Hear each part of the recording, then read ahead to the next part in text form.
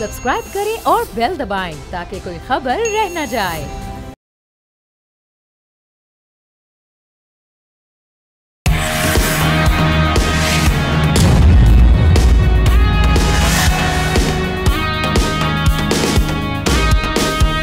अस्सलाम वालेकुम, आप देख रहे हैं न्यूज़ पंच। मैं हूं आमना खटाना। नाजरीन, शंघाई ताउन तंजीम का इजलास आज से चाइना के शहर तियानजिन में शुरू होगा।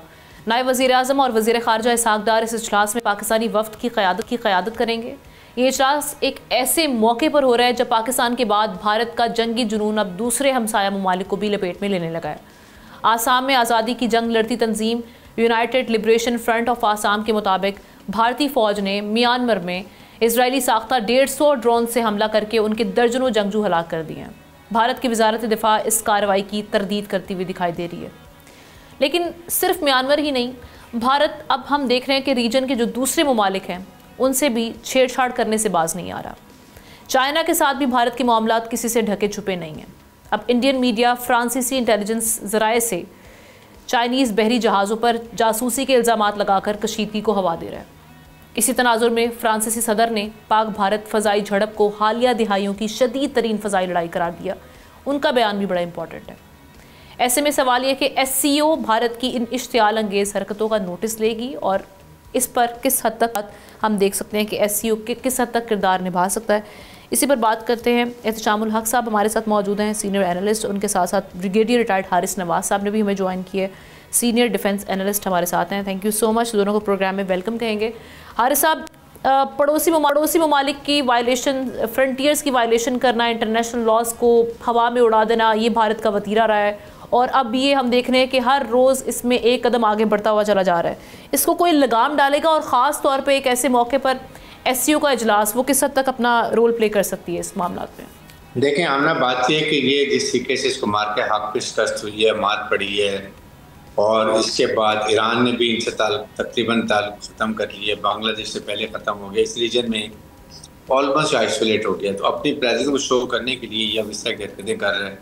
अब म्यांमार में आप जाके देखेंगे ड्रोन फायर किए, और ये ड्रोन जो फायर किए हैं ये कोई छुपने की बात है। अगर आपने 150 ड्रोन फायर किया है और वहाँ के लोगों को मारा है, जितने भी लोग थे जो माइग्रेट करके गए थे उनको भी मारा है, तो ये तो आप छुपा नहीं सकते हैं। ये वो बात है जो इसका मतलब ये है कि they used to telling lies, और वो झूठ बोलते हैं, छुप नहीं सकता। मुझे बताएं, सैटेलाइट के थ्रू हर मुल्क को पता है कि इंडिया क्या कर रहा है, किस मुल्क में क्या कर रहा है। इवन पहलगाम में भी सैटेलाइट के थ्रू उन तमाम ममालिक को हर चीज़ की खबर दे, इसलिए वो खामोश होकर बैठे।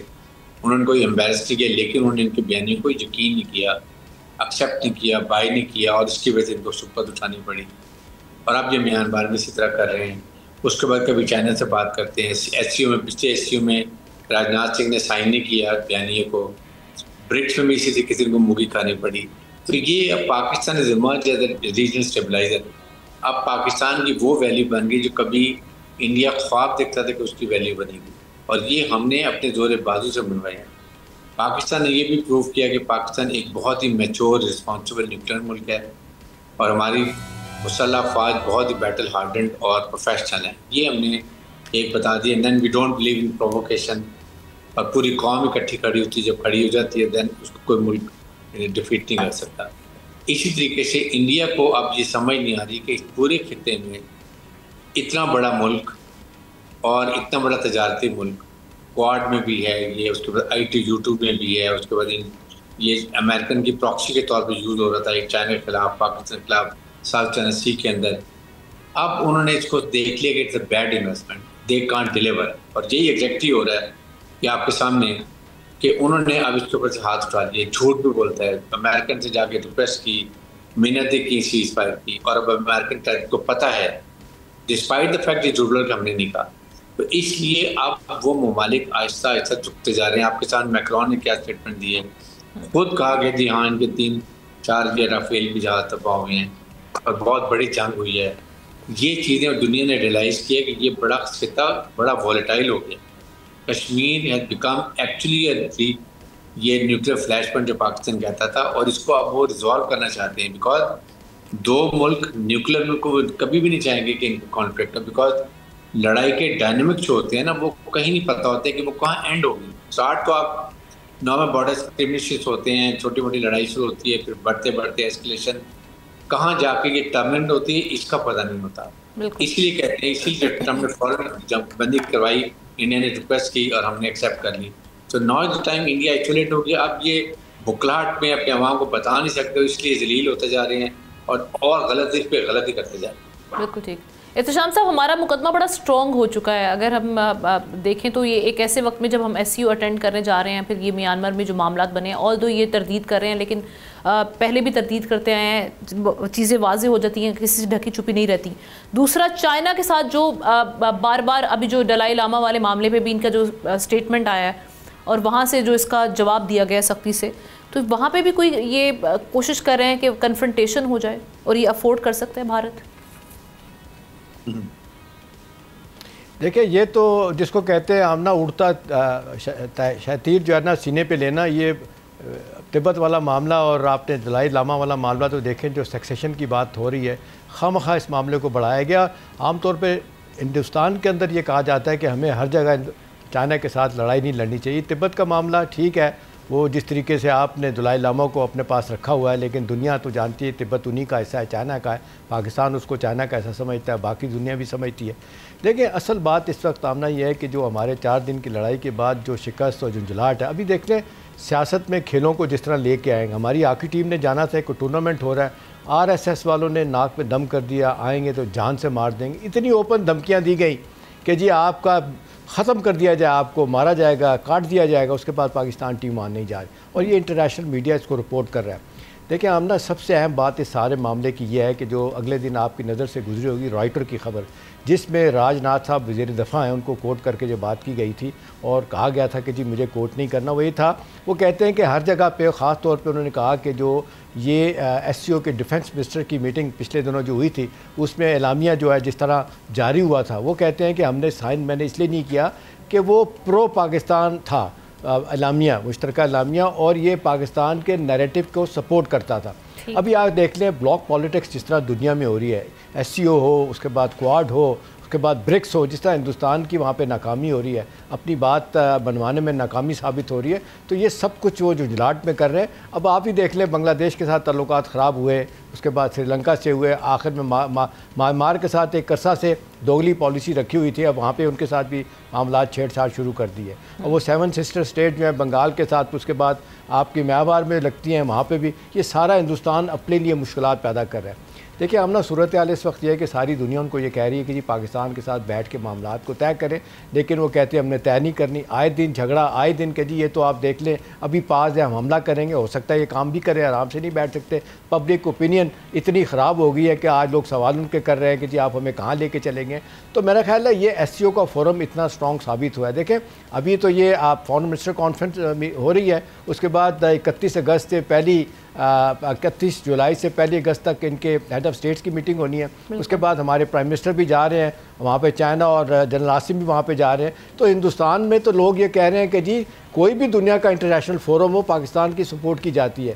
آپ کے ہمسائے آپ سے ناراض ہیں، چائنا آپ کا، رشیا اتنا اپنا کیا کہتے ہیں، امریکہ آپ کا اتنا بڑا اتحادی ہے، اسٹریٹجک پارٹنر ہے، وہ آپ کا ساتھ نہیں دے رہا. تو میرا خیال ہے یہ کہاں جا کے معاملہ رکے گا. لوگوں نے کہنا شروع کر دیا کہ مودی کی حکومت جب تک قائم ہے یہ معاملات چلتے رہیں گے، ان کے جانے کے بعد پھر وہ کہتے ہیں نو نارمل ہوگا، کیونکہ اس حد تک معاملات اپنے ہمسایوں کے ساتھ خراب کرنا اور پاکستان کے ساتھ، کچھ لوگ تو کہہ رہے ہیں کہ یہ دوبارہ سے آپ مس ایڈونچر کریں گے. دیکھیں نا جس طریقے سے ابھی میکرون کا آپ نے ذکر کیا، کاش میکرون یہ بھی مان جاتے کہ جی ہمارے جہاز رافیل پاکستان نے مار کر آئے تھے. اتنا تو کہہ دیا کہ جی اس صدی کی بہت بڑی جو ہے نا وہ لڑائی تھی. اب دنیا تو ان کو کہہ رہی ہے کہ جی آپ ملیٹریلی ہو، ایئر سپیس کی وار ہو، سائبر سپیس ہو، آپ اس پہ مار کھا گئے، بجائے اس کے کہ بات چیت کا دروازہ کھول کے تعلقات ٹھیک کیے جائیں.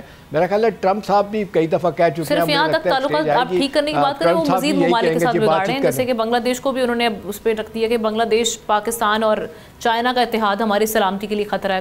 آذربائیجان اور ترکی کا وہ ویسے بائیکاٹ کر چکے ہیں. یہ سارے معاملات ہمارے سامنے موجود ہیں. بالکل ٹھیک ہے. جی جی دیکھیں بنیادی طور آخری بات ہم نا بنیادی طور پہ سوال اس وقت یہ ہے کہ ہندوستان کی اس وقت ہم جو اس پائے کی سفارتی تنہائی ہے اور جو اس کا جس کو کہنا چاہیے نیریٹو اتنا بری طریقے سے پٹ گیا، اب لوگ کہہ رہے ہیں، ان کے اندر لوگ کہہ رہے ہیں کہ جی ری تھنکنگ کی ضرورت ہے۔ تھینک یو سو مچ حارث نواز صاحب ہمارے ساتھ موجود تھے، بڑا ہی اہم اور بڑا دلچسپ تبصرہ تجزیہ انہوں نے پیش کیا ہے۔ احتشام صاحب ساتھ ہی رہیں گے، ایک بریک لیتے ہیں، بریک کے بعد واپس آتے ہیں۔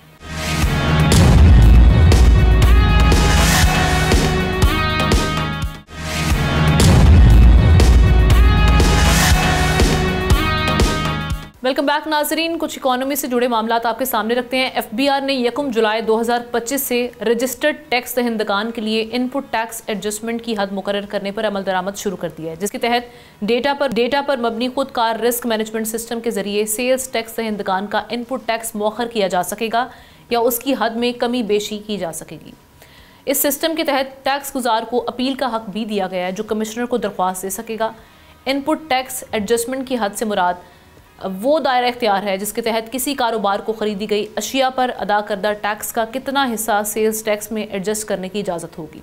لیکن سوال یہ کہ کیا ایسے اقدامات واقعی ٹیکس آمدن میں اضافہ کریں گے یا پھر کاروباری طبقے کی مشکلات بڑھ جائیں گی اور کاروبار سکڑے گا؟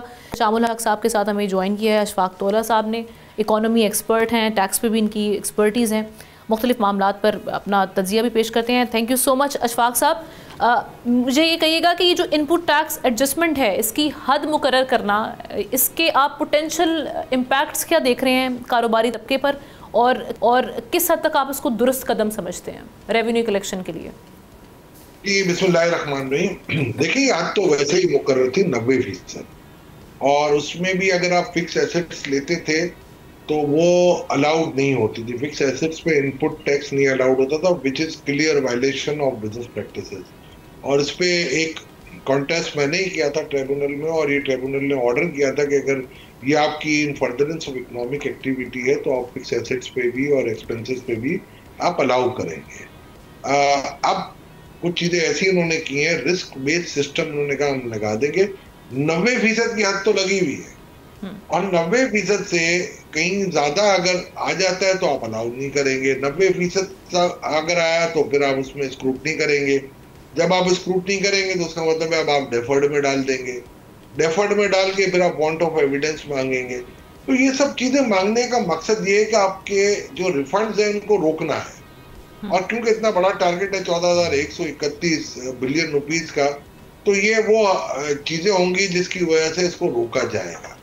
اور میں نہیں سمجھتا ہوں اس کو کوئی ٹیکس پیئر کو فیسیلیٹیشن ہوئے گی، اس سے تو زیادہ میرا خیال ہے ان کو ایگنیٹائز کیا جائے گا، اور یہ میرا خیال ہے صحیح میرا خیال ہے عمل نہیں ہوگا۔ ضرور ہے کہ آپ نے ان کو اپیل کا حق دیا، اور اپیل کے فورم کو آپ نے دیکھا ہوگا کہ پہلے تو ایک آپ نے پیکینری جیورسڈکشن دی تھی کہ فلانی لمٹ سے اوپر کی جو اپیل ہوگی وہ ڈائریکٹ ٹریبونل کے بعد دی، وہ بھی آپ نے ختم کر دی۔ تو اب اور فردر ڈیلے ہو جائے گی، کیونکہ اب آپ پہلے کمشنر کے پاس جائیں گے، وہاں سے فارغ ہو کے ٹریبونل جائیں گے، وہاں سے فارغ ہو کے سپریم کورٹ اور ہائی کورٹ اور سپریم کورٹ جائیں گے، تو وہ ایک سٹیپ آپ کا ویسے ہی بڑھا دیا انہوں نے۔ ان مائی ہمبل ویو اس سے بہتر یہ ہے کہ آپ اگر یہی کرنا ہے، جو کہ آپ کے پاس ایک نظام موجود ہے کریسٹ کا، آپ اس کو افیکٹو کریں اور آپ الاؤ کریں۔ آپ بولیں گے ٹھیک ہے، جو آپ کی جو جینوئن فردرنس آف بزنس ایکٹیویٹی آپ کی ہوتی ہے، دیکھیں اگر میں آج کوئی چیز سیل کرتا ہوں اور اس کے اگینسٹ کوئی چیز میں پرچیز کرتا ہوں، تو آج سپوز کریں میں 80 روپے کی پرچیز کر کے 100 روپے کی سیل کرتا ہوں، تو 80 روپے پہ تو آپ نے ویسے ہی میرا ٹیکس کاٹ لیا ہے۔ اب 20 روپے پہ جو آپ ٹیکس کاٹتے ہیں اس کے اوپر آپ مجھ پہ 10% کا آپ لگا رہے ہیں کہ 10% تو آپ کا منافع ہوگا۔ تو اگر چلے ہے بھی یا نہیں بھی، کچھ مارجن ایسے ہوتے ہیں جہاں 2-3% ہوتے ہیں، تو وہ بھی آپ ڈس الاؤ کر دیں گے مجھے۔ 6-7% تو ویسے ہی آپ میرا ڈس الاؤ کر دیں گے، اور پھر جب آپ اوپر آئیں گے اور آپ فردر مجھے ڈس الاؤ کریں گے تو اس کا مطلب ہے آپ میرے پیسے روک لیں گے۔ بھئی آپ کو جو میں کما رہا ہوں اس میں انکم ٹیکس کی مد میں تو آپ کو دے رہا ہوں نا، تو ایکسچیکر کو تو کوئی لاس نہیں ہو رہا، اور میں اگر سیلز ٹیکس کا رجسٹرڈ ٹیکس پیئر ہوں تو میری تو ساری پروفائل آپ کے پاس ہے، میرے سارے انپٹ آپ کے پاس ہیں۔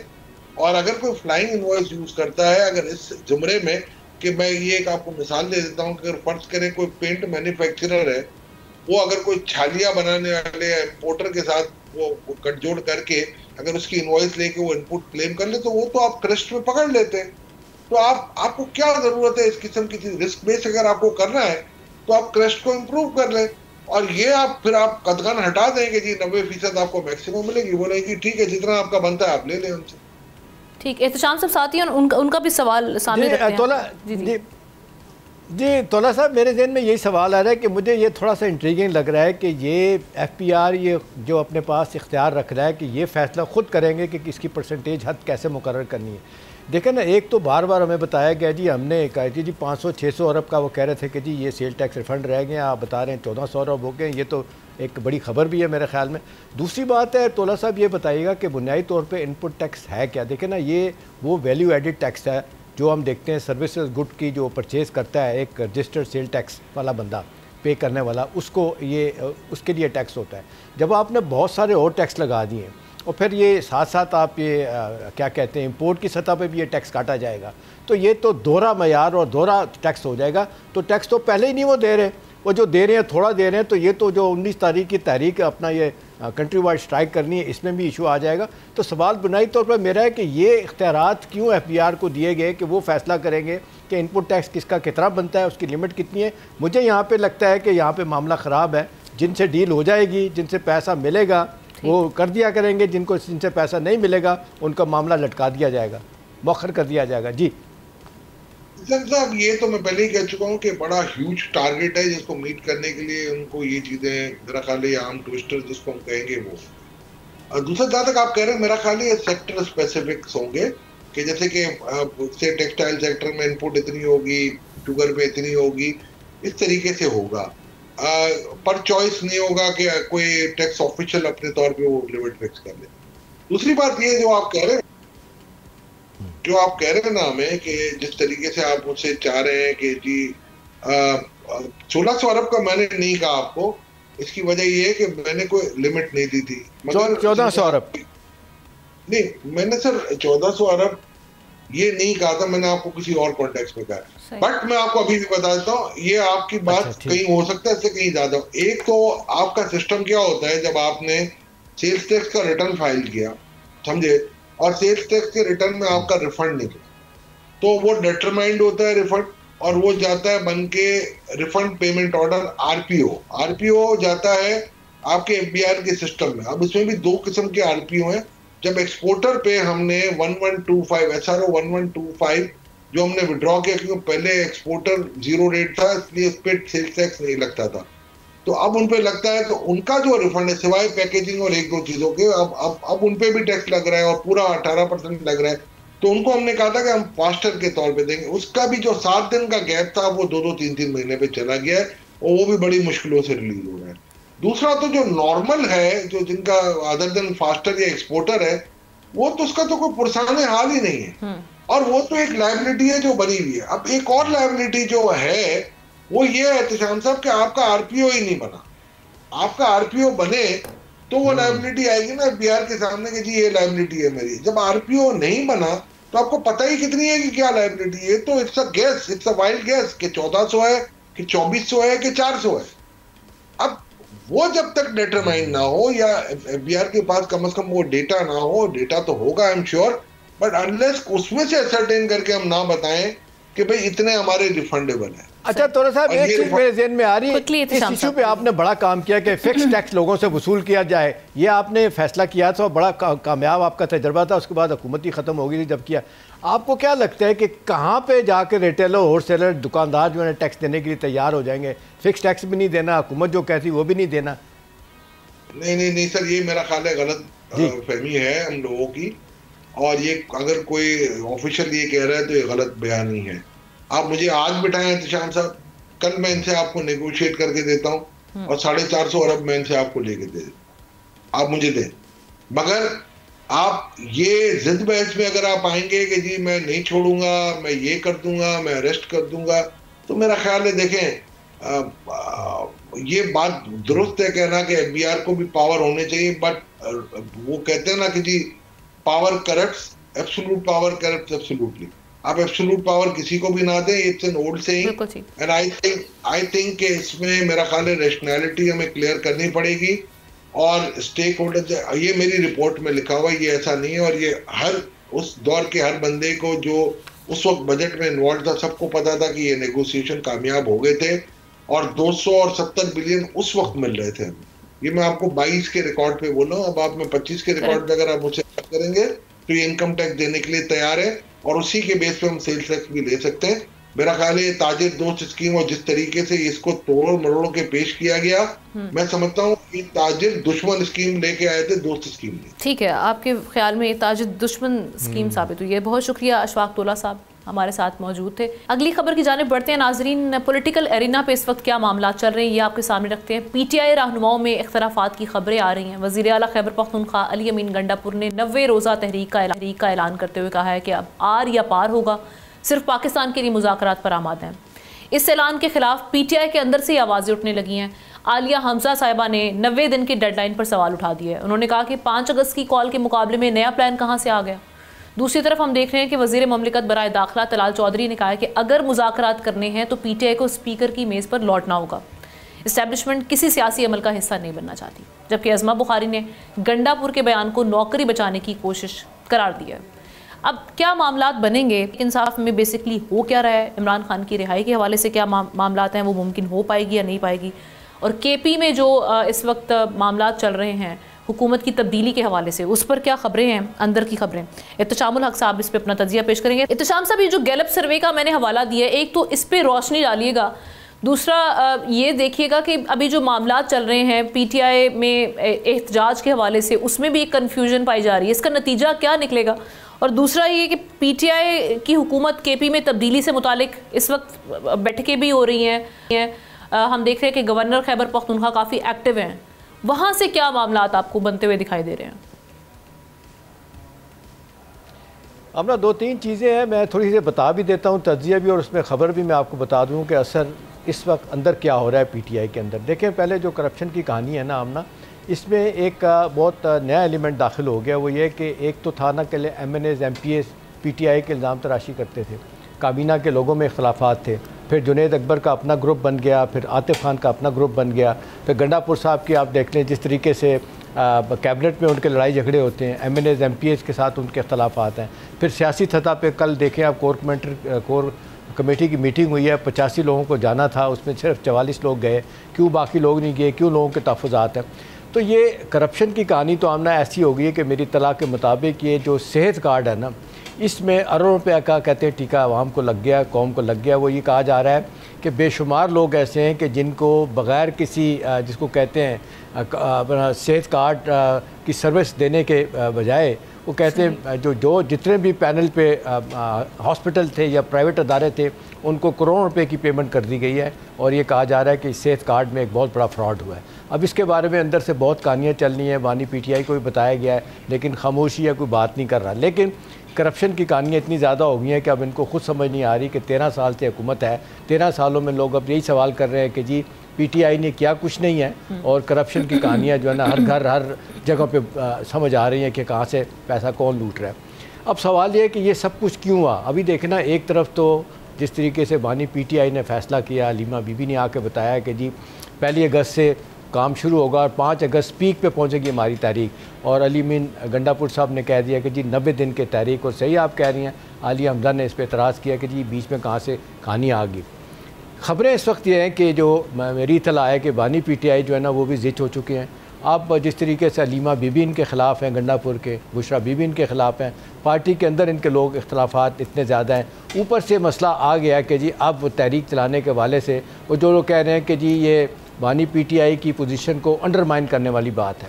تیسری امپورٹنٹ چیز یہ آمنہ کہ کچھ لوگ کہتے ہیں کہ بلی چڑھانے کا فیصلہ ہو گیا ہے، ان کو ہٹایا جائے گا. اس کا طریقہ کیا ہوگا؟ اب ایک طرف یہ کہا جا رہا ہے کہ فضل الرحمان صاحب کے ساتھ علی امین گنڈاپور صاحب کی بات کر رہے ہیں، ان کو بلی چڑھایا جائے گا. جی میں گنڈاپور کی بات کر رہا ہوں. ایک اس لیے کہا جا رہا ہے کہ اب ان کو لگ رہا ہے کہ اس وقت پی ٹی آئی کے لوگ سمجھتے ہیں کہ مولانا فضل الرحمان صاحب یہ بیسٹ ٹائمنگ ہے کہ ان کو ساتھ میں لایا جا سکتا ہے. مولانا آپ کو پتہ ہے آمنہ بہت زیرک سیاستدان ہے. انہوں نے یہ بجائے اس کے کہنے کہ جی ہمیں آنا چاہیے، ہم لوگوں کے ساتھ مل کے حکومت بنائیں، وہ کہتے ہیں نہیں جی پی ٹی آئی کے اندر سے ہی تبدیلی آنی چاہیے. اس کا جواب آپ نے دیکھا لاہور میں بڑا سخت دیا گنڈاپور نے کہ جی آپ میرے بھائی کے مقابلے میں فضل الرحمان صاحب الیکشن لڑ رہے ہیں اور اگر میں ہار گیا، میرا بھائی ہار گیا تو ہم سیاست سے دور چلے جائیں گے. وہ تو آپ دیکھ لیں کہ وہ آپ ڈیرے کی سیاست ہے، ڈیرہ اسماعیل خان کی، وہ تو اس حد تک چل رہی ہے. اب سوال یہ ہے کہ جی اسٹیج پہ مولانا فضل الرحمان صاحب کیا اچیو کرنا چاہتے ہیں. وہ ان کو بھی پتہ ہے کہ اسٹیبلشمنٹ کے خلاف سارا کچھ ہو رہا ہے، وہ کبھی ان کا حصہ نہیں بنیں گے. کچھ لوگوں کا خیال ہے کہ لیکن اتنی ویکر پوزیشن کے ساتھ پی ٹی آئی یہ افورڈ کر سکتی ہے اس وقت مولانا فضل الرحمان صاحب کے ساتھ بھی جو تو میں چل رہی ہے یہ سارے معاملات؟ دیکھیں اس لیے کہا جا رہا ہے، کچھ لوگ جو آپ دیکھ لیں جن میں 2-3 نام بڑے ہیں، اسد قیصر صاحب اور خاص طور پہ عمر ایوب، ان لوگوں کا کہنا ہے کہ اگر یہ گنڈا پور صاحب خاموش ہو جاتے، یہ باتیں نہ اتنے کرتے، تو مولانا فضل الرحمان صاحب کو ون اوور کرنا ہمارے لیے بڑا آسان تھا. اور پھر یہ کہ جو ہم لائے عمل بنا رہے ہیں کہ ہماری تحریک ہی نہیں چل پا رہی، اور فضل الرحمان صاحب 2-3 اوکیزن پہ کہہ چکے ہیں کہ وہ شاید اس کا حصہ بنے، وہ کہتے ہیں آپ نے ان کو دور کر دیا. اس لیے کہا جا رہا ہے کہ فضل الرحمان صاحب کا کیونکہ اپنا پرسنل، ان کا گنڈا پور صاحب کا اپنا پرسنل ایجنڈا ہے، اور جس طریقے سے ڈیرہ اسماعیل کی سیاست ہے ان کی بھی لڑائی ہے. پھر اس کے بعد فیصل کریم کنڈی وہ بھی ڈیرہ اسماعیل خان کے ہیں، وہ گورنر ہیں. ایک آخر میں احتشام صاحب بریک اپ آ جا رہا ہے، ایک سینٹنس میں مجھے یہ بتا دیجیے گا کہ یہ احتجاج پہلے تو اس کنفیوژن کے ساتھ آپ کو ہوتا ہوا دکھائی دے رہا ہے، اور اگر ہوتا ہے تو یہ فلاپ ہوگا یا کیا معاملات ہوں گے؟ دیکھیں ہم نے زمینی حقائق کو سامنے رکھتے ہوئے، اور یہ بات تو کہی جا سکتی ہے کہ لوگوں کے فائنینشیل پرابلمز ہیں، گرمی ہے، اور پچھلے سال اگست میں بھی آپ موو چلائی لیکن بات کچھ نہیں بنی. پھر آپ نے دیکھا وہ کہا جا رہا ہے کہ جی شدید ناراض ہیں گنڈا پور سے بانی پی ٹی آئی ان کی، کیونکہ بیگم جو ہے نا ان سے ناراض ہیں. ان کی بیگم مریم بھٹو جو ان کی بہن ہے، آپ کو یاد ہے ٹویٹ کیا تھا کہ جب آئے تھے پچھلے سال یہاں پہ احتجاج کرنے کے لیے تو ان کو وہاں سے اٹھا کے لے گئے تھے، تو وہ الزام سارا گنڈا گروپ پہ آ رہا ہے. تو اس وقت تو صورتحال آمنا بالکل ایسی نہیں ہے کہ لوگ سڑکوں پہ آئیں گے. کچھ لوگوں کا دعویٰ کہ جی 5000 بندے بھی نہیں آئیں گے، کیونکہ ایک بار بار بلانے کے بعد پھر اوورآل آپ دیکھیں جو صورتحال ہے، لوگوں کی کمپنشن ہے، چینی کا بحران ہے، لوگوں کے اور مسائل ہیں، گھر بیٹھے ہوئے لوگوں کی تنخواہیں پورا نہیں ہو رہی، تو وہ سڑکوں پہ آ کے گرفتاریاں. اور آخری بات ہے ہم نے جو لوگ گرفتار ہو چکے ہیں وہ کہتے ہیں ہمیں پوچھتا ہی کوئی نہیں. اور تو اور ان کے جو 5 لیڈر ہیں جس میں آپ دیکھتے ہیں جنہوں نے پچھلے دنوں خط لکھا تھا، وہ کہتے ہیں ہمیں ملنے کے لیے کوئی نہیں آ رہے، جس میں آپ نے دیکھا شاہ محمد قریشی، یاسمین صاحبہ بھی اور باقی بالکل ایسا ہی ہے. تو اس وقت صورتحال ہے کہ 1 مین شو ہے. اب اس سے بچنے کے لیے کیونکہ مشاورت کا عمل نہیں ہو رہا، کور کمیٹی کا اجلاس، پولیٹیکل کمیٹی کا اجلاس، پی کے پی کے اندر اختلافات، پی ٹی آئی کے اندر، یہاں پہ تو لوگ کہہ رہے ہیں کہ آپس میں بقول ان کے اپنا کیا کہتے ہیں. بہت شکریہ. آخری بات ہے کہ آخری بات جو یہ کر رہے ہیں اپنے کیا کہتے ہیں ہمارے کیا نام ہے جی ان کا فواد چودھری صاحب، وہ کہتے ہیں جی ان کے کسی لیڈر کو تحریک میں گرفتار کرنے کی ضرورت نہیں، ان کے اپنے اختلافات اتنے زیادہ ہیں، یہ اندر ہی اتنا زیادہ لڑ رہے ہیں کہ حکومت کو اس دفعہ کچھ کرنے کی ضرورت نہیں پیش آئے گی. اطلاع یہ ہے کہ حکومت ہاتھ ہلا رکھے گی. ان کا یہ خیال ہے کہ یہ تحریک یا اس دفعہ کا احتجاج کامیابی نہیں ہوگا کیونکہ اندر اتنی زیادہ لڑائی ہو رہی ہے. بالکل ٹھیک. تھینک یو سو مچ احتشام صاحب، اس پہ اہم تجزیہ خبروں کے ساتھ دیا. ایک بریک لیتے ہیں، بریک کے بعد واپس آئیں گے، دیگر اہم سٹوریز ہیں ان پر ہم ڈسکس کریں گے.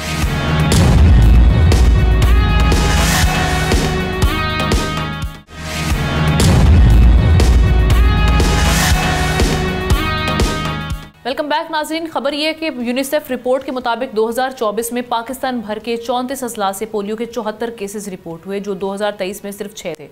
اسلام آباد سمیت 4 صوبوں کی سیوریج لائنز ایک بار پھر پولیو وائرس سے آلودہ نکلی ہیں، جبکہ 2024 میں یونیسیف نے پاکستان میں 4,50,00,000 بچوں کو پولیو سے بچاؤ کی ویکسین فراہم کی، جبکہ 1,23,600 ایسے بچوں کو بھی قطرے پلائے گئے جو پہلے انکار کر چکے تھے. پنجاب اور سندھ میں 97%، خیبر پختونخوا میں 98%، بلوچستان میں 97%، آزاد کشمیر میں 98%، گلگت بلتستان اور اسلام آباد میں 100% بچوں کو پولیو ویکسین دی گئی. لیکن اس کے باوجود پاکستان ان چند ممالک میں شامل ہے جہاں پولیو اب بھی موجود ہے. دنیا میں پولیو صرف 2 ممالک پاکستان اور افغانستان میں باقی رہ گیا ہے. ایسے میں سوال یہ کہ بار بار کی ہم دیکھ رہے ہیں کہ جو قومی مہم ہے اس حوالے سے اور عالمی تعاون کے باوجود پولیو کا مکمل خاتمہ کیوں نہیں ہو پا رہا. اسی پر بات کرنے انوائٹ کیا ہے spokesperson Pakistan polio eradication programme Zia ur-Rahman صاحب ہمارے ساتھ موجود ہیں. Thank you so much Zia صاحب. آپ کیا سمجھتے ہیں یہ کتنا کنسرننگ ہے؟ تمام ہم دیکھ رہے ہیں کہ صوبوں میں اس کے حوالے سے جو ابھی معاملات چل رہے ہیں اور یہ بتایا جا رہا ہے کہ وہاں پر بھی یہ پولیو وائرس کی تصدیق ہوئی ہے، وہاں پر پولیو وائرس کے نمونے ملے ہیں. ساتھ ہی ساتھ ہم اب تک مکمل طور پر خاتمہ کیوں نہیں پا رہے اس پر؟ مکمل طور پر کیا وجہ سمجھتے ہیں؟ کہاں پر کیا کمیاں یا کوتاہیاں ہیں؟ جی بہت شکریہ. جیسے آپ نے پہلے بتایا کہ جو پرسنٹیج ہے ویکسینیشن کی وہ 90% سے اوپر ہے. 98%, 99% والدین اپنے بچوں کو پولیو کے قطرے پلا رہے ہیں. لیکن انفارچونیٹلی جب بھی ہماری کیمپین ہوتی ہے اس میں 1 یا 2% بچے رہ جاتے ہیں. بہت ساری اس کی وجوہات ہیں. کچھ علاقے ایسے ہیں جہاں پر ہمیں پروگرام کو مسائل ہوتے ہیں, جیسے جنوبی خیبر پختونخوا ہے جہاں ہمارے پاس فیمیل ویکسینیٹرز کی کمی ہے اور وہاں پہ کچھ مقامی حالات ہیں. پھر اس طرح جو بڑے شہر ہیں جیسے کراچی, وہاں پہ والدین انکار کر دیتے ہیں, تو اس کی وجہ سے ہر کیمپین میں بچے رہ جاتے ہیں. اور جو یہ بچے رہ جاتے ہیں یہ وائرس سرکولیشن کا باعث بنتے ہیں. اور یہ بہت بڑی وجہ ہے کہ پاکستان افغانستان کے ساتھ اس وقت واحد 2 ملکوں میں شامل ہے جہاں پولیو ایریڈیکیٹ ہونا ہے.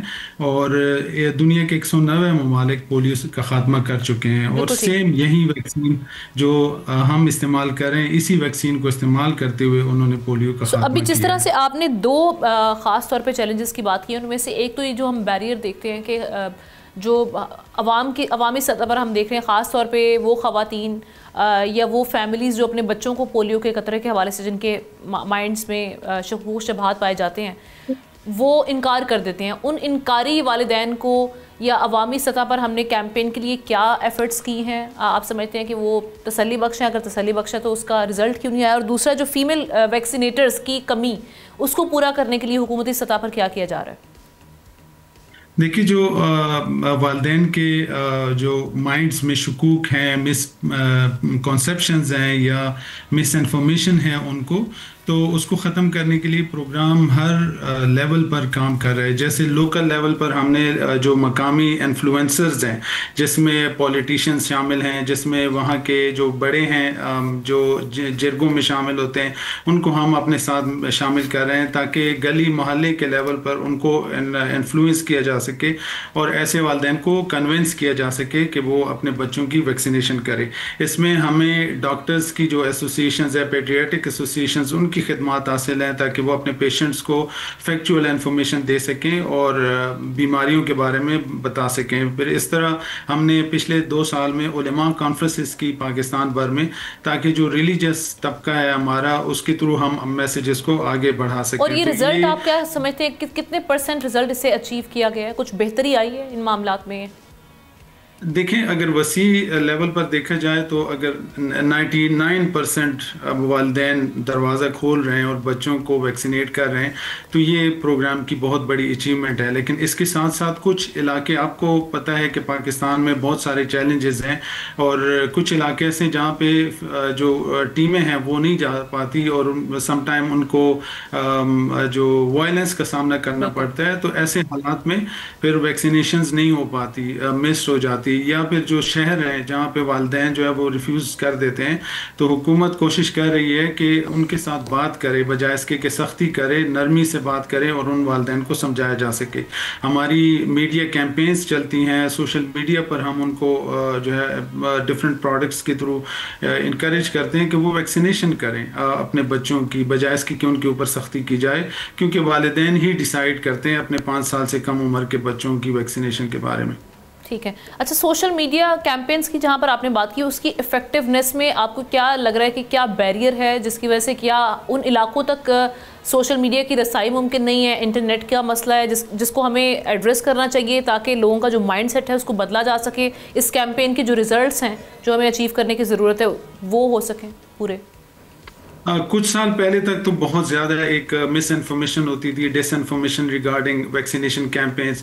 پھر کرونا جب آیا تو کرونا کے سٹارٹ میں بہت زیادہ کووڈ سے ریلیٹڈ بھی بہت زیادہ مس انفارمیشن, مس پرسیپشنز ہوتی تھی, لوگوں کے ذہنوں میں عجیب قسم کے خیالات ہوتے تھے. لیکن وقت کے ساتھ ساتھ یہ جو ویکسینیشنز ہوتی ہیں دنیا بھر میں اس کے بارے میں ریزسٹنس پائی جاتی ہے.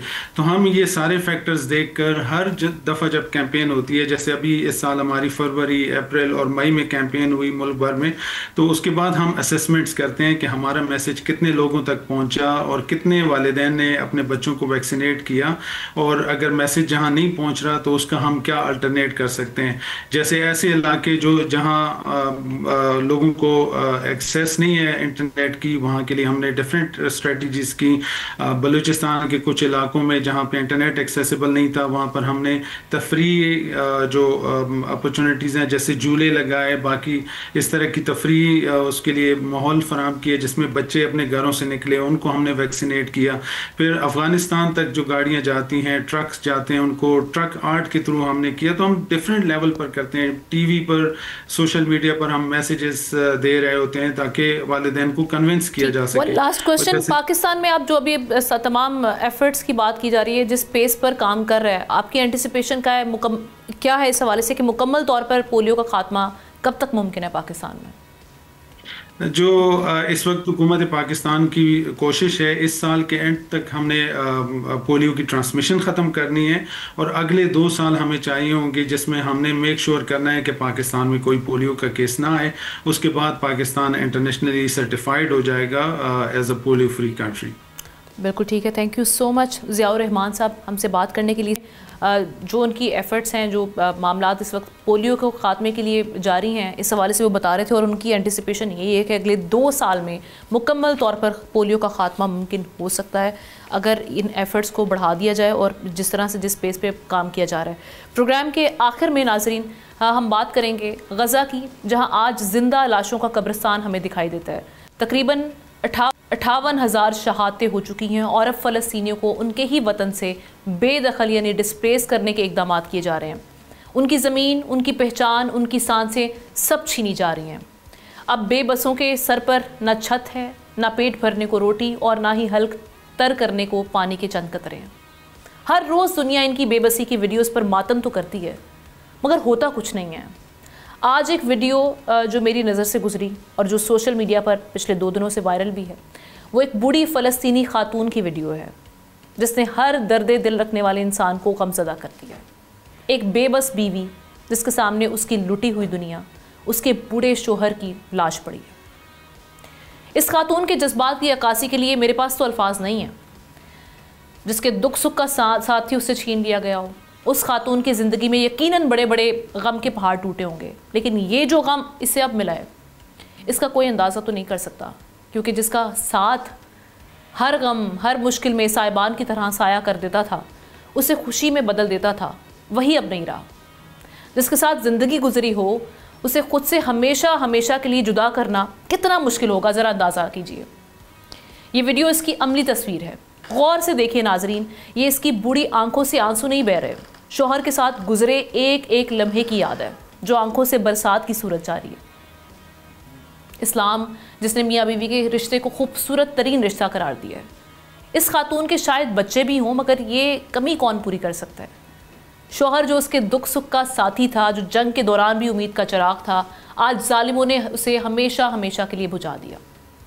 یہ ماتم ایک بے بس بیوی کا نہیں, دراصل عالمی ضمیر کے مردہ ہونے کا ماتم ہے. کیا اس بے بس کی سسکیاں, اس کا بین اور چیخیں کسی ایک مسلمان حکمران کے ضمیر کو نہیں جھنجھوڑ پائیں گی, جو خود کو مسلمان تو کہتے ہیں مگر اپنے اس جیسے بے بسوں کے لیے مذمتی بیانات سے آگے ایک قدم نہیں بڑھتے؟ اس لیے ان بے بس آنکھوں میں ایک ہی سوال ہے کہ یہ نسل کشی کب رکے گی, کب تھمے گا. لیکن ہم یہ دیکھ رہے ہیں کہ یہ معاملات دن با دن, کیونکہ یہ صرف ایک کہانی نہیں, ایسے سینکڑوں ہزاروں خاندانوں کی کہانیاں ہیں جو ہر روز رپورٹ ہوتی ہیں, لیکن اس کو ہم صرف نارملائز کر رہے ہیں. صرف درد دل رکھنے والے انسان, اس کو تکلیف ہوتی ہے, لیکن ہمارے سامنے بھی یہ معاملات اب بالکل نارمل ہونا شروع ہو گئے ہیں. ہم ان کے لیے دعا گو ہیں, ان کی سچویشن کے لیے, اور غزہ میں جو فلسطینی مارکہ حق کے لیے لڑ رہے ہیں ان کی کامیابی کے لیے. اس کے ساتھ ہی پروگرام سے ہمیں اجازت دیجیے. انشاءاللہ آپ سے ہم کل ملاقات کرتے ہیں. اللہ حافظ.